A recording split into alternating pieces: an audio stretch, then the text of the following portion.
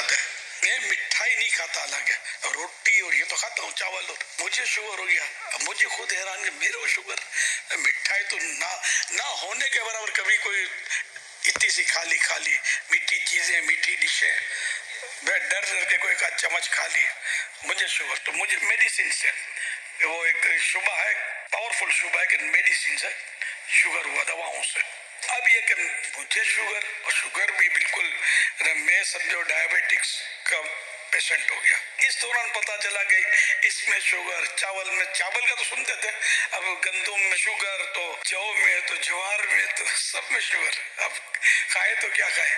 तो आजकल खैर मैं चने की रोटी, चना और जौ शरीफ का आटा मिक्स करके वो रोटी खाता हूँ, और आपकी मालूमात इसमें बहुत फायदा होगा इंशाल्लाह।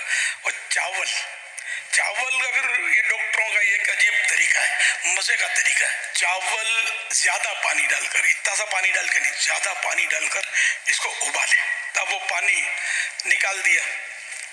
अब ये जो चावल उबल गए, चाहिए चावल वैसे ही खा ले, या इसकी बिरयानी बना ले, खिचड़ी बना ले, पुलाव बना ले, ये चावल शुगर नहीं करेगा, माइनर रह जाएगा इसमें शुगर बहुत कम। तो मैंने इस तरह चावल खाने शुरू किया, और रोज खाता हूँ चावल, हाँ तकरीबन रोज खाता हूँ चावल। और वो चने वगैरह की रोटी आमतौर पर आधी रोटी खाता हूँ। अल्हम्दुलिल्लाह मेरी शुगर नॉर्मल हो गई, कोई मेडिसिन नहीं ली। हालांकि डॉक्टर से तो मशवरा मिला था मेडिसिन लो, तो मुझे मेडिसिन से वैसे ही डर लगता रहता है, तो मैंने अल्हम्दुलिल्लाह कोई मेडिसिन नहीं ली।